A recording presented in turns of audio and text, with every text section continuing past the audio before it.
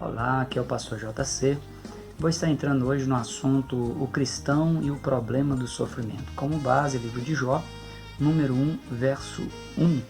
Também Jó número 1, verso 8 e Jó número 2, verso 3.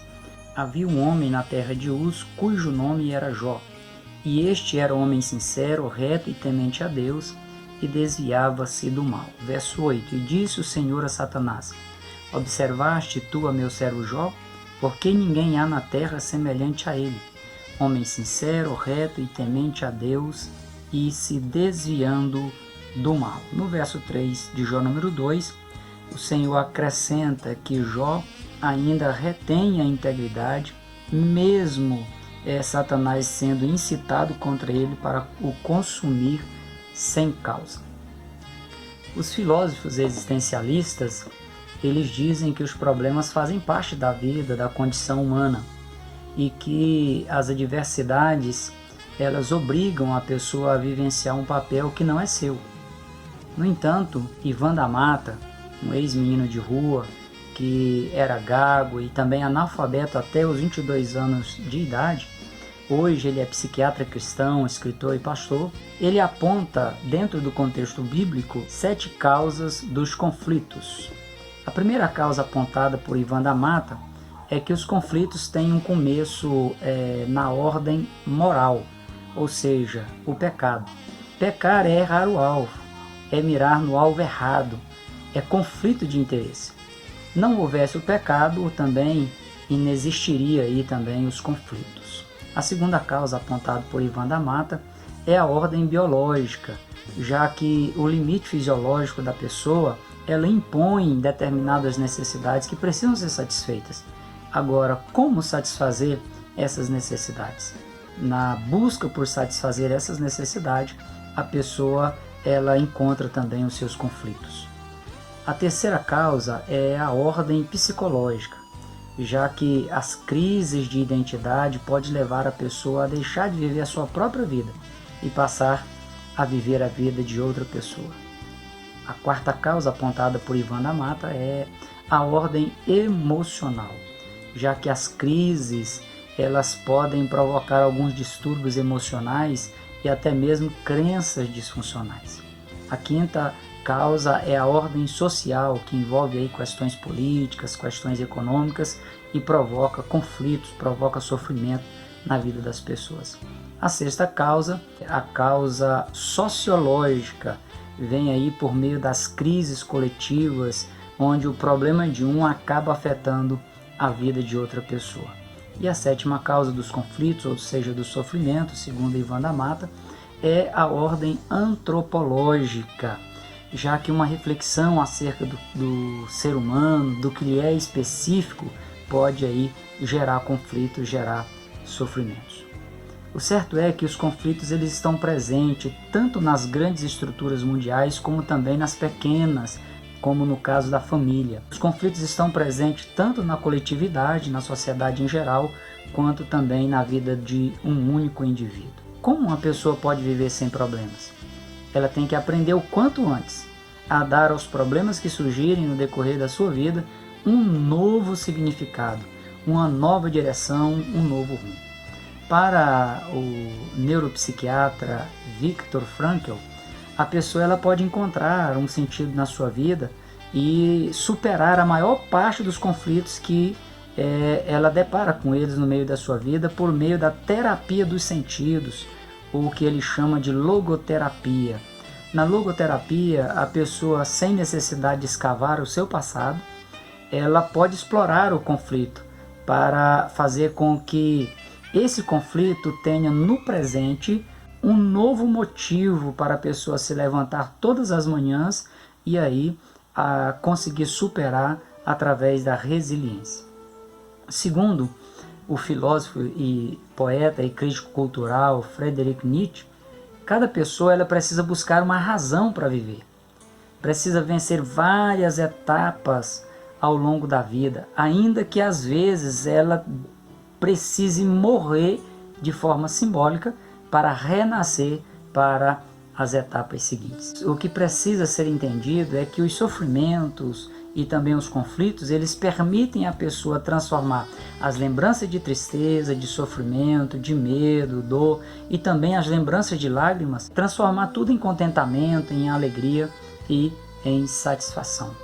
Conflito não se trata aqui de uma arma para o fracasso, mas de uma ferramenta de superação. Uma ferramenta que a pessoa vai utilizar para crescer, para expandir, para conquistar e para superar. Na estrutura humana, o hipocampo da pessoa é quem vai decidir se uma informação ela vai ser arquivada ou vai ser deletada. Aí levando como base os conhecimentos acumulados ao longo da vida, nas experiências vivenciadas e também no que a pessoa acredita. O hipocampo ele vai tomar essa decisão com base em tudo isso. Ou seja, há no ser humano uma predisposição dada por Deus a cada pessoa para que ela tenha o direito de arquivar ou deletar uma determinada informação, de vivenciar um problema, potencializar as percas ou superar esse problema, superar também essas percas. Estudos têm demonstrado que a genética humana, ou seja, a herança recebida aí dos pais, não é ela que dita o destino de uma pessoa. Os genes que compõem a estrutura humana apenas reproduz a forma básica aí do organismo. São os fatores emocionais, sociais, culturais, individuais de cada pessoa que formam o aprendizado de maneira que ela vai, de modo particular, tomar as suas decisões de superação ou de se entregar ao problema, de ser envolvido pelo conflito e dominado por ele. São as adversidades da vida que muitas vezes vai ensinar que as pessoas elas podem ser iguais, porém emocionalmente cada pessoa ela é única. As diferenças genéticas elas não determinam os talentos da pessoa, a criatividade, nem o que a pessoa pode vir a ser ou deixar de ser. O que ocorre é que a globalização ela tem cavado um grande abismo de falta de direcionamento nas pessoas. As soluções que são apresentadas aí por esse mundo globalizado têm sido, infelizmente, a causa de muitos fracassos das pessoas que têm seguido exemplos que não são dignos de serem seguidos. A internet, por exemplo, ela é tida por muitos autores como um grande perigo para os laços sociais, já que por meio da internet há uma comunicação permanente entre os indivíduos que cada vez menos se encontram, cada vez menos se interagem. Muitos levam aí uma vida abstrata, escondida atrás do computador, sem que lhe sobre tempo para compartilhar com a família, compartilhar com os amigos e também viver um mundo real. Na internet vive um mundo de fantasia, um mundo irreal. Há aí um grande enfraquecimento dos laços que envolvem a vida humana. Além disso, fundamentos importantes estão se desfazendo e vem ocorrendo o que nós podemos chamar de uma crescente desintegração da família e também das instituições. Olhando aqui a história desse patriarca, quem era ele? Jó número 1, verso 1, diz que havia um homem na terra de Uz, cujo nome era Jó.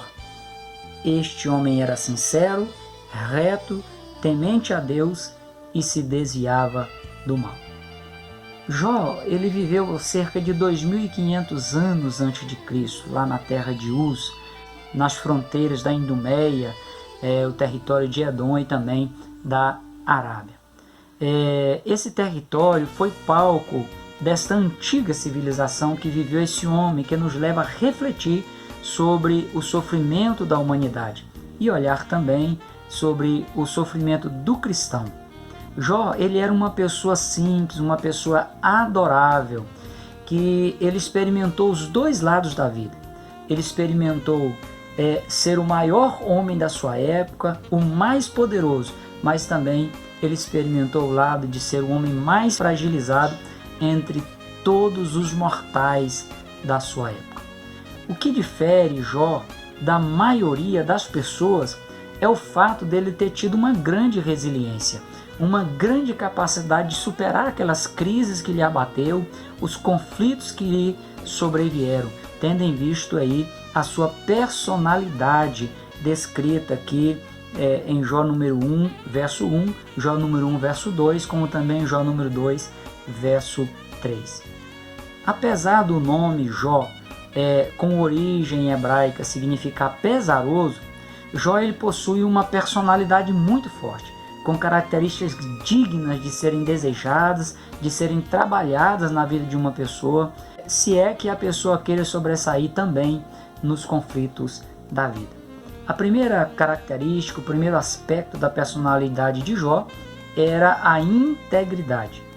O testemunho aqui dado pelo próprio Deus em favor de Jó é um retrato da sua história. Jó era um homem íntegro, literalmente completo.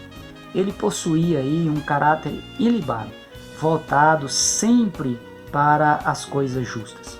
O termo íntegro, ele aponta para a rigidez de caráter, ou seja, um caráter que não pode ser alterado, pois ele está cristalizado no amor, na justiça e na retidão. Jó era espontaneamente puro, agradável, doce, manso, justo, cheio de esperança, cheio de paz, de alegria e de contentamento. E essas características envolviam a sua forma de agir, de pensar e de também fazer os seus julgamentos. Segundo aí uma tradição antiga, Jó ele era juiz e também conselheiro na cidade que ele morava. A forma como ele julgava e aconselhava as pessoas fez desse homem um ser diferente de todos da sociedade da sua época, pois a virtude fazia parte da sua nobre personalidade. Para o psiquiatra cristão Ivan da Mata, na hipermodernidade, a palavra virtude ela foi esquecida, foi diluída na corrupção e também no ateísmo. Ela existe, mas no anonimato, a palavra virtude ela chega a ser repudiada. Para Valéry, a virtude ela deixou de pertencer ao nosso tempo, exceto nos dicionários. A falta aí da vivência de virtudes tem dado origem a uma grande desordem moral na sociedade. Para os gregos, com o apoio do contexto bíblico, o homem pode provar sua liberdade quando ele possui virtudes. Se ele possui virtudes, ele consegue provar sua liberdade. A desvalorização da virtude torna o homem incapaz de orientar suas ações. Apontando que a virtude nasce da alegria, o escritor Spinoza ele defende que o desejo que nasce da alegria ele é mais forte do que o desejo que nasce da tristeza. Daí já dá para você refletir sobre os conflitos, sobre as dificuldades, os problemas que você tem enfrentado. Aonde tem nascido os teus desejos? Os teus desejos têm nascido na alegria ou na tristeza? Se eles estiverem nascendo na alegria, eles são mais fortes do que os desejos que nascem da tristeza. Jó, ele nunca teve medo de revelar a essência de seu caráter. O oposto do que nós vemos hoje, as pessoas deixam de ser autênticas, a própria sociedade ela vive mascarada. Muitos deixam de viver a sua própria realidade para viver uma realidade que não a sua. A realidade é que quanto mais honesto a pessoa for com ela mesma, mais ela conseguirá descobrir os segredos da vida. Ressuscitar aí a virtude da integridade é uma necessidade, se é que você queira saborear as características de amor, respeito e verdade. A segunda característica da personalidade de Jó, testemunhada pelo próprio Deus, é a retidão. Essa segunda característica ela pode ser melhor compreendida se você comparar com a ação de um pedreiro que levanta uma parede reta. Não pode haver nenhuma ondulação E também não pode haver nenhuma inclinação, sob pena aí de ter comprometido o trabalho, comprometido a segurança de quem for morar numa casa construída por esse pedreiro. Além dos caminhos de Jó serem retos, seus pensamentos, sua consciência e sua alma era tudo pautado aí por um modelo de valores que lhe permitia seguir a jornada sem desviar as suas conexões, sem ter ondulações no seu caráter, sem ter aí inclinações. Jó, ele andou em linha reta diante de Deus.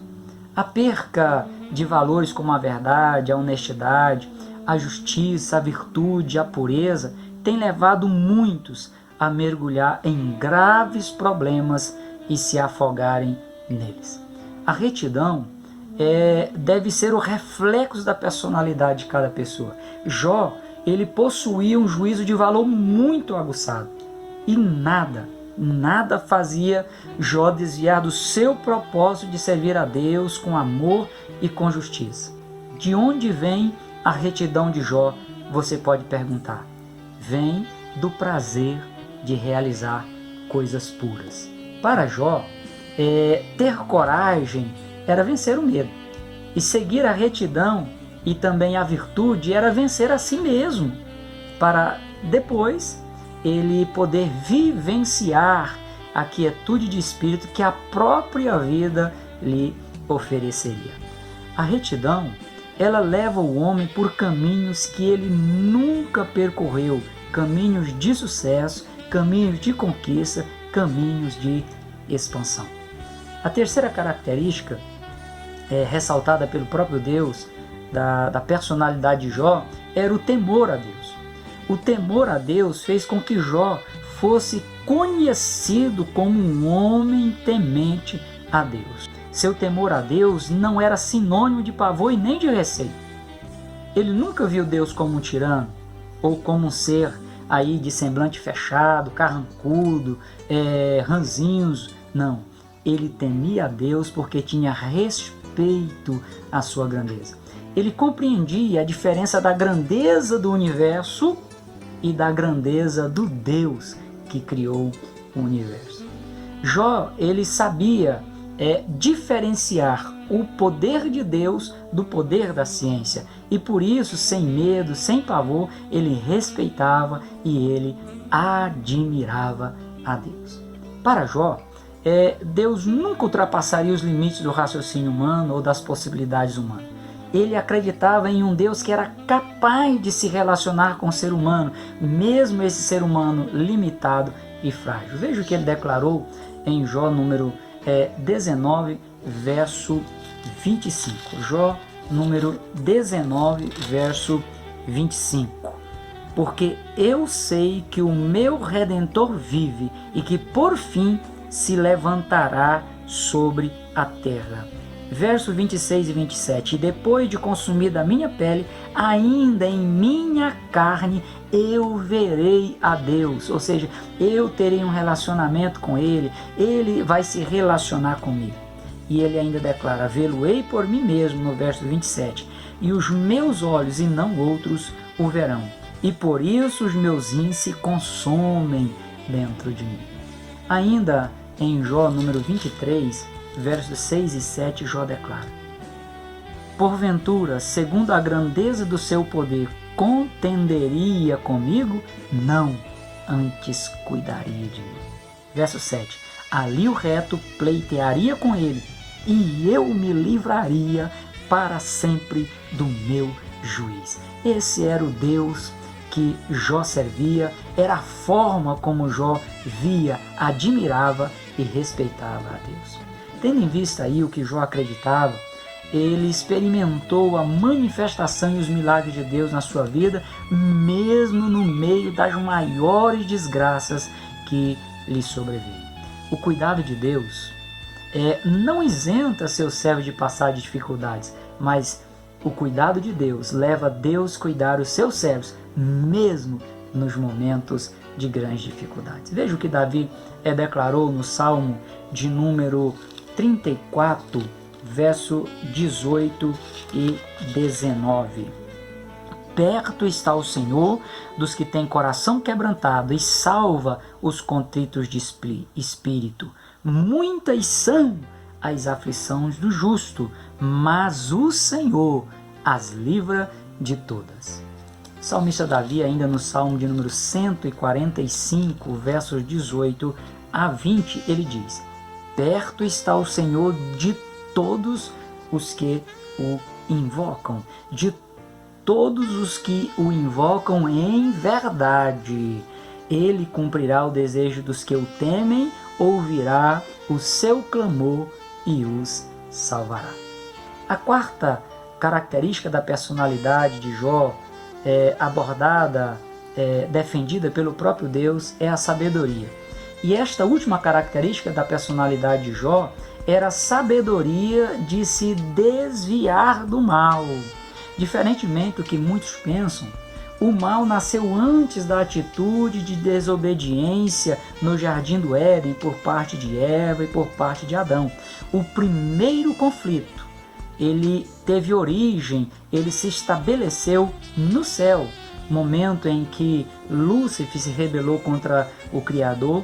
Somente depois é que o mal ele veio se manifestar na terra. O mal ele foi gerado no coração de Lúcifer. Os demais conflitos se originam daí. Tomás de Aquino, um grande teólogo, ele diz que o mal é a ausência de Deus. À luz das Escrituras, onde o mal impera ou tem influência, o bem deixa de existir, deixa de predominar. A sociedade dos dias de Jó era muito avançada para a sua época.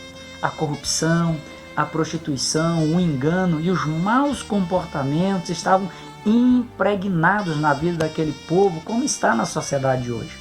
Jó, ele teve tudo para fazer parte daquele sistema totalmente corrompido, totalmente imoral, mas ele escolheu guardar o seu coração e se desviar do mal. As constantes crises de identidade que as pessoas têm passado têm levado aí à escassez de pessoas como Jó. Tudo por causa da banalização do erro e também da profanação do sagrado. Jó número 1, verso 1 diz: havia um homem na terra de Uz, cujo nome era Jó. Este homem era íntegro, reto, temente a Deus e se desviava do mal. Este homem foi provado em todos os sentidos da vida, em todas as áreas da vida. Porém, ele deixou um excelente, maravilhoso, fantástico exemplo de resignação, de fé e de paciência. E há muito a aprender através da história de vida deste homem reto, íntegro, temente a Deus e que se desviava do mal.